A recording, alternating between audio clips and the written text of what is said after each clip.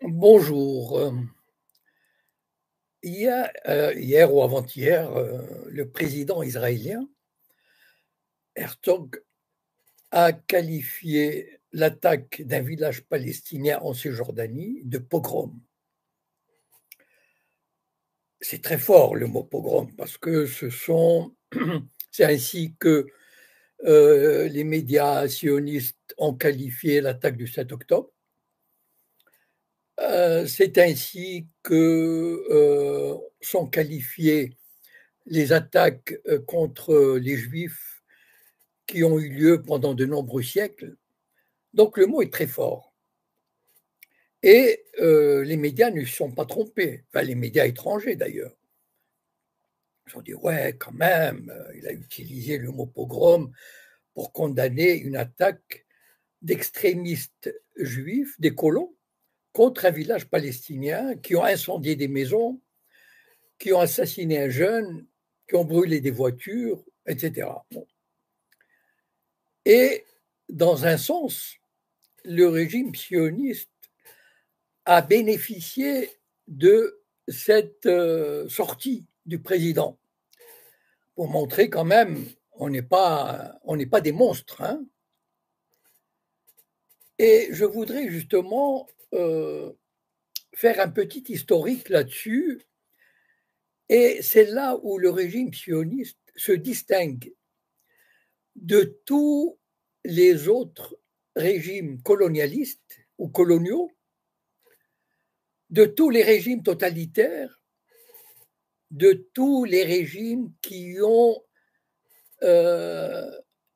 exécuté des minorités, les ont humiliées, etc. Et je voudrais parler d'un cas célèbre qui n'est peut-être pas très connu parce que il date de 1956. Bon, je ne sais pas combien de gens ont entendu parler de Kfar Qassem. Bon. Vous savez qu'en 1948, 95% des Palestiniens ont été éjectés en dehors d'Israël. Il ne restait que 5% qui ont vécu de 1948 à 1967 sous un régime militaire, c'est-à-dire ils n'étaient pas libres de leur mouvement.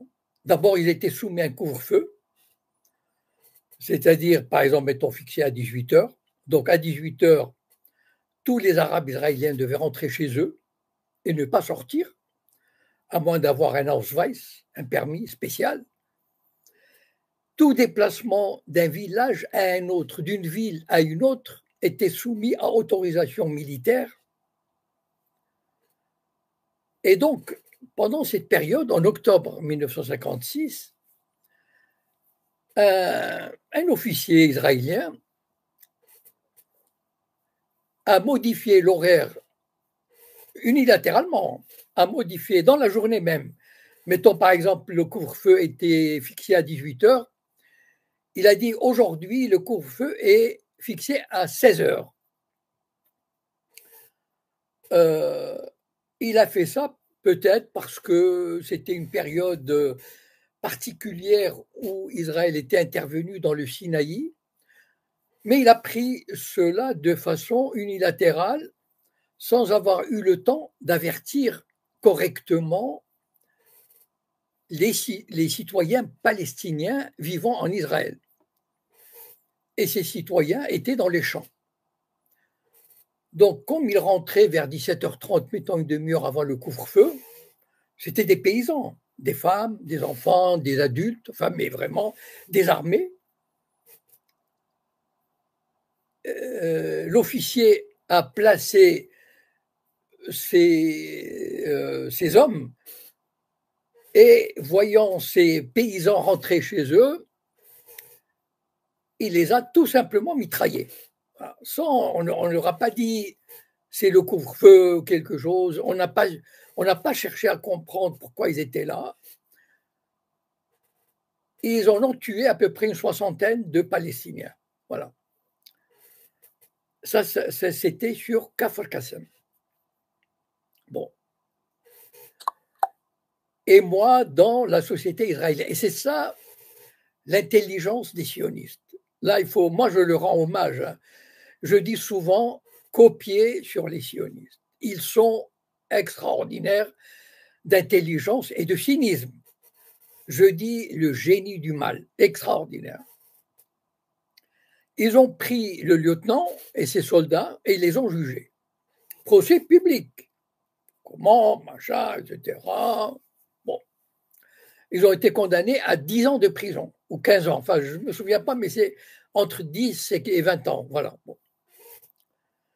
Donc, extraordinaire. Enfin, je veux dire, le monde entier s'exclame d'admiration devant ce régime qui punit des responsables.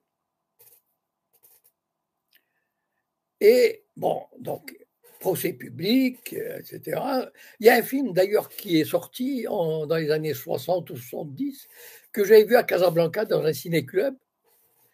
Voilà, vous cherchez sur YouTube, peut-être vous trouverez Kafr Kassem.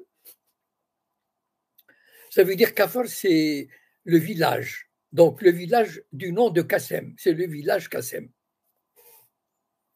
Et donc, ils ont été mis en prison. Bon, évidemment, 6 mois après, le Premier ministre Ben Gurion a réduit leur peine à 1 an, et 6 mois après, ils les ont libérés. Bon, donc, ils auraient fait 1 an de prison.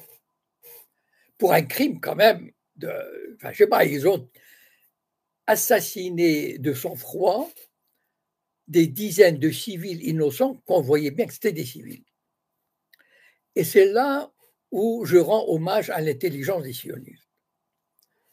Aucun pays colonial n'a jamais fait ça. Citez-moi un pays. Est-ce que vous imaginez les Français pendant la guerre d'Algérie arrêter un officier français et le condamner à la prison parce qu'il aurait tué de sang-froid des civils algériens? Enfin, ça rentre même pas dans l'imaginaire. Est-ce qu'on aurait imaginé des Américains faire ça contre des Américains qui auraient assassiné des Indiens ou des Irakiens? Impossible, ça n'existe pas.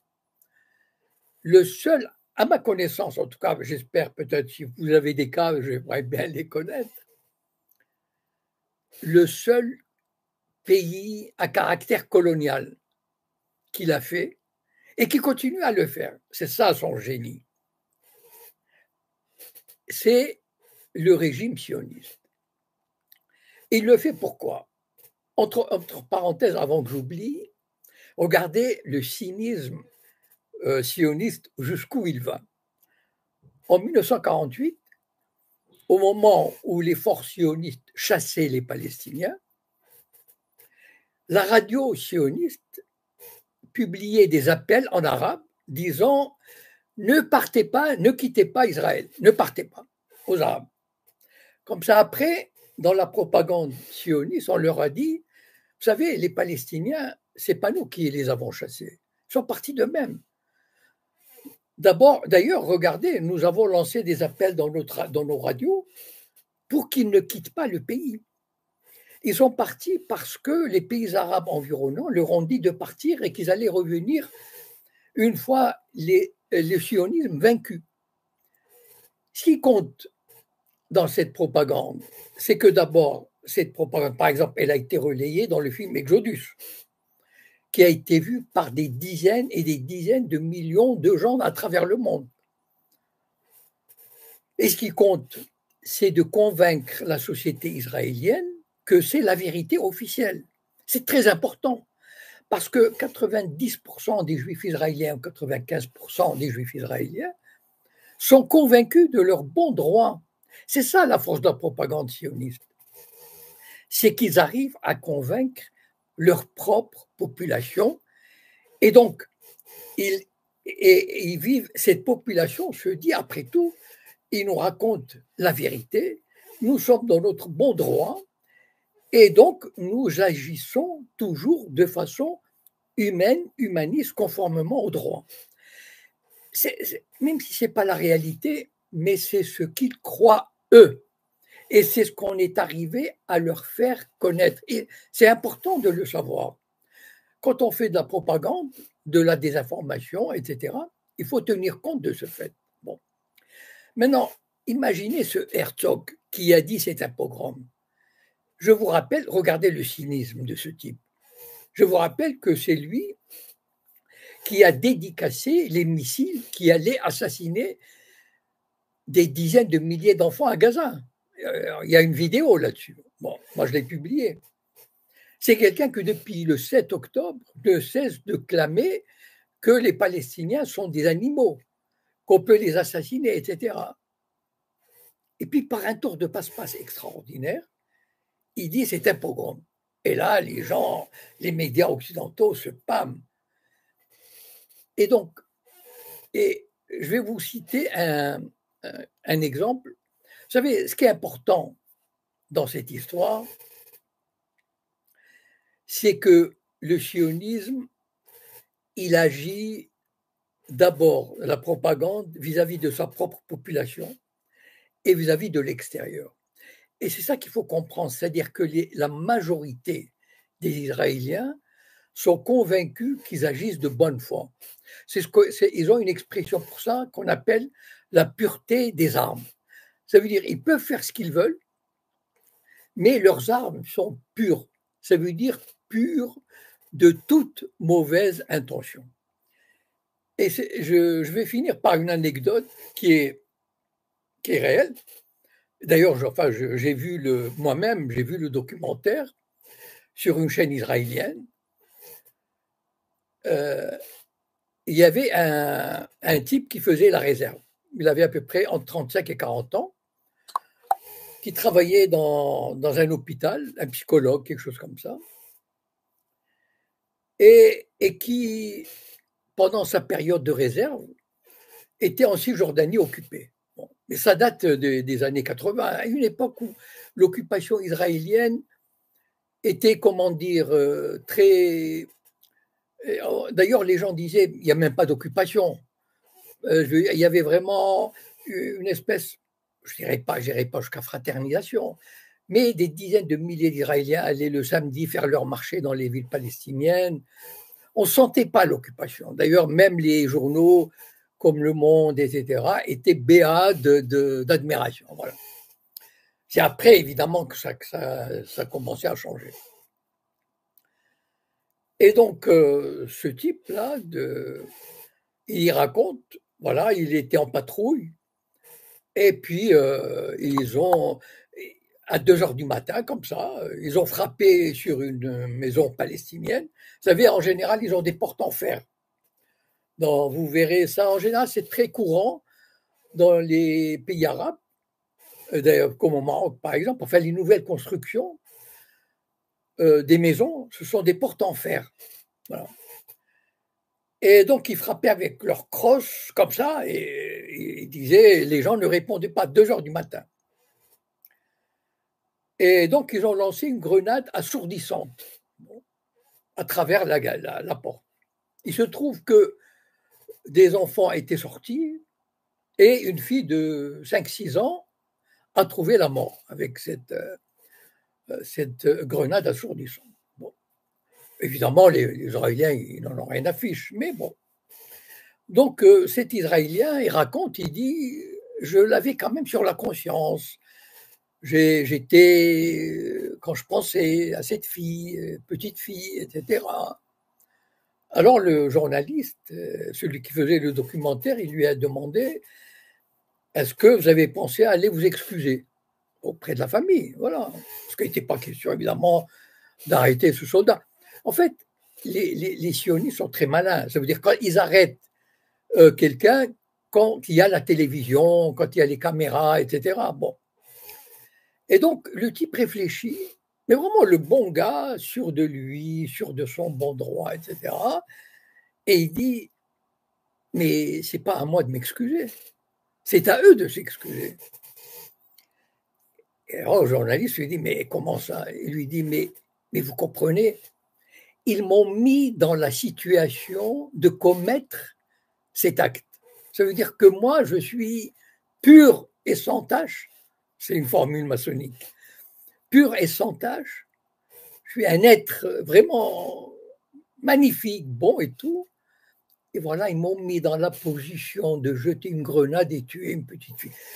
Ça veut dire qu'en fait, ce sont eux qui m'ont mis dans cette situation. Voilà la psychologie des sionistes et c'est à cette, je voudrais qu'on comprenne ce qui se passe à Gaza, ce qui se passe en Cisjordanie, à la lumière de ce que je viens succinctement de raconter. Voilà. Ce sont des gens tordus, mais il faut connaître de quelle manière ils sont tordus et de quelle manière on peut, comment dire, déminer leur propagande et les arrêter dans leur propagande. Voilà. Donc, ce sont de fiefs menteurs et de fiefs hypocrites, mais malheureusement, ils ne le savent pas. C'est-à-dire la masse des gens israéliens, j'en sais quelque chose, ils ne le savent pas, et donc il faut trouver peut-être le moyen de les contrer.